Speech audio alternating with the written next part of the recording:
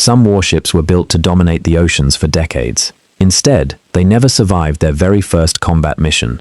Their stories reveal how technology, tactics, and timing could turn the world's most powerful ships into unexpected losses. These ships entered battle with enormous expectations, but never returned from their first major combat mission. HMS Prince of Wales entered service with the Royal Navy in 1941 as one of Britain's most modern King George V class battleships. Armed with 10 14-inch guns and advanced fire control systems, she was expected to strengthen British naval power in the Pacific. As part of Force Z, she sailed alongside the battlecruiser HMS Repulse to intercept Japanese invasion forces near Malaya. On the 10th of December 1941, waves of Japanese land-based torpedo bombers attacked without facing Allied fighter protection. Multiple torpedo strikes disabled steering and flooded vital compartments. Bomb hits added further damage, and after only a few hours of fighting, the battleship rolled over and sank. The loss demonstrated that even the newest battleships could not survive sustained air attack without effective air cover. Another striking example is the Japanese battleship IJN Yamashiro. Originally commissioned during the First World War, the Fuso-class vessel received extensive modernization before World War II. Despite years in service, its first major fleet engagement came late in the war during the Battle of Surigao Strait in October 1944, part of the larger Battle of Leyte Gulf. Assigned to Vice Admiral Shoji Nishimura's Southern Force, IJN Yamashiro attempted to force its way through the narrow strait under darkness. Waiting ahead was a carefully prepared American battle line, supported by destroyers and cruisers. Torpedo attacks struck first, followed by heavy gunfire from battleships equipped with radar-directed fire control. Surrounded and heavily damaged, IJN Yamashiro eventually capsized and sank, becoming one of the last battleships ever destroyed by opposing battleships in naval history. Among the most famous capital ships ever constructed was IJN Musashi, one of the two gigantic Yamato-class battleships. Displacing more than 70,000 tons when fully loaded and protected by some of the thickest armor ever placed on a warship, she carried 9 massive 18.1-inch guns. Yet size alone could not guarantee survival. During the Battle of Leyte Gulf in October 1944, IJN Musashi entered its first major combat operation. Instead of facing enemy battleships, she became the focus of repeated attacks by American carrier aircraft. Throughout the day, dive bombers and torpedo bombers launched wave after wave of coordinated strikes. Reports indicate she absorbed well over a dozen bomb hits and numerous torpedoes before progressive flooding overwhelmed her damage control efforts. Eventually, the giant battleship rolled onto her side and disappeared beneath the Sibuyan Sea. Her loss became one of the clearest demonstrations that aircraft carriers had replaced battleships as the dominant force in modern naval warfare.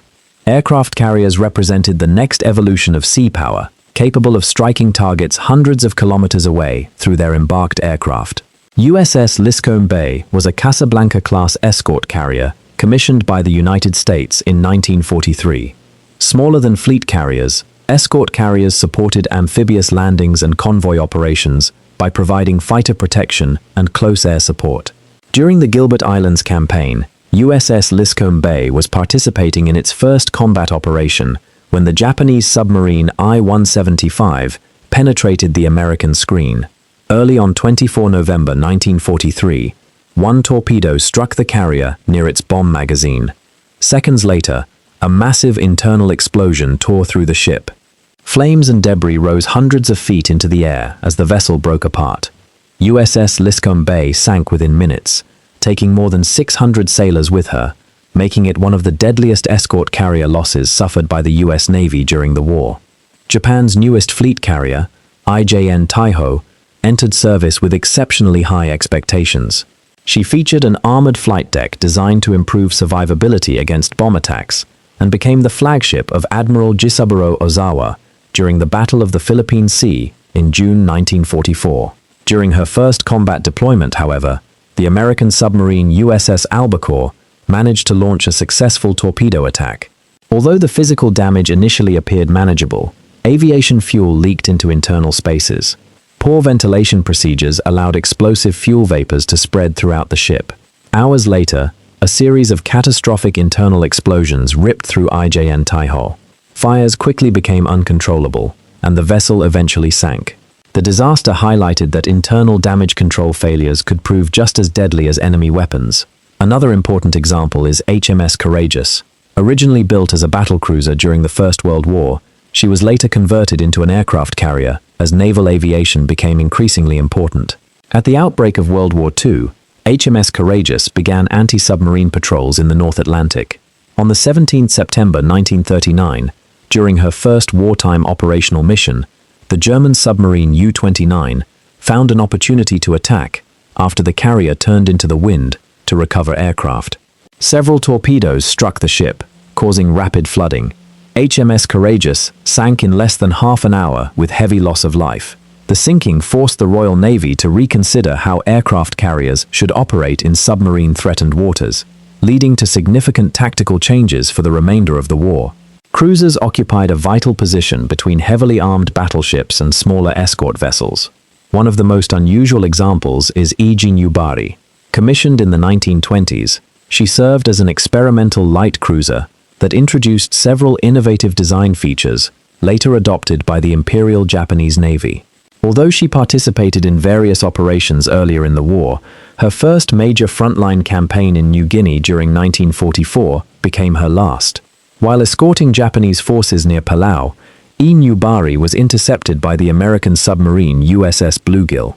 A torpedo struck the cruiser, causing severe flooding that spread despite determined damage control efforts. The crew fought to save the ship, but structural damage continued to worsen until I. Newbury finally slipped beneath the sea. Her loss marked the end of one of Japan's most influential experimental warship designs. Another dramatic case was the German heavy cruiser Blücher. As the newest ship of the Admiral Hipper class, Blücher spearheaded Germany's invasion of Norway in April 1940. The mission aimed to seize Oslo before Norwegian forces could organize an effective defense. Instead, as Blücher entered the narrow Oslofjord, she came under unexpectedly intense fire from Norwegian coastal batteries at Oscarsborg Fortress. Heavy shells ignited fires across the cruiser, while decades-old shore-based torpedoes struck below the waterline. Explosions spread through ammunition and fuel storage areas, leaving the crew unable to regain control. Within hours, Blücher capsized and sank. The unexpected loss delayed the German advance long enough for Norway's government and royal family to escape the capital. Moving to the Arctic, HMS Edinburgh demonstrated that even successful convoy escorts could quickly become vulnerable. A modern town-class light cruiser, HMS Edinburgh was assigned to protect vital Arctic convoys carrying supplies from Britain to the Soviet Union. During her first major independent convoy mission in 1942, the German submarine U-456 launched a successful torpedo attack that badly damaged the cruiser. Although emergency repairs kept the ship afloat, repeated air attacks and further surface engagements prevented a safe return. With flooding becoming uncontrollable, British destroyers evacuated the crew before scuttling HMS Edinburgh to prevent capture. Years later, the wreck gained worldwide attention after divers recovered much of the Soviet gold bullion she had been transporting. While cruisers often fought in major fleet actions, destroyers and escort ships faced danger almost every day. USS Meredith, DD-726, was an Allen M. Sumner-class destroyer, commissioned during the final stages of World War II. Built for anti-aircraft defense and fleet escort duties, she joined operations supporting the invasion of Okinawa, one of the war's most fiercely contested campaigns. During these operations, Japanese kamikaze aircraft launched relentless attacks against Allied naval forces. Despite intense anti-aircraft fire from her crew, multiple suicide aircraft penetrated the defensive screen and struck USS Meredith. Fires spread rapidly, and severe structural damage forced the crew to abandon ship. The destroyer eventually sank, illustrating the devastating effectiveness of mass kamikaze tactics during the closing months of the Pacific War. Another important example is HMS Vampire, a V-class destroyer serving with the Royal Australian Navy as part of the British Eastern Fleet. In April 1942, HMS Vampire escorted the aircraft carrier HMS Hermes during operations in the Indian Ocean. Japanese carrier aircraft soon located the task force and launched a coordinated strike involving dive bombers and torpedo bombers.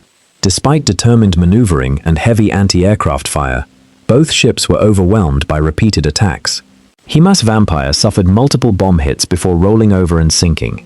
The engagement highlighted Japan's growing carrier superiority during the early years of the Pacific conflict. One of the most significant post-World War II losses involved INS Khukri, a Type 14 anti-submarine frigate operated by the Indian Navy. During the Indo-Pakistani War of 1971, INS Khukri led a search for the Pakistani submarine PNS Hangor in the Arabian Sea. Instead, the hunter became the target. PNS Hangor launched homing torpedoes that struck the frigate with devastating effect. The damage proved catastrophic, and INS Khukri sank within minutes. The loss became the Indian Navy's largest wartime surface ship disaster since independence, and demonstrated the continuing effectiveness of submarines against surface warships in the missile age. Naval warfare entered a completely new era after World War II.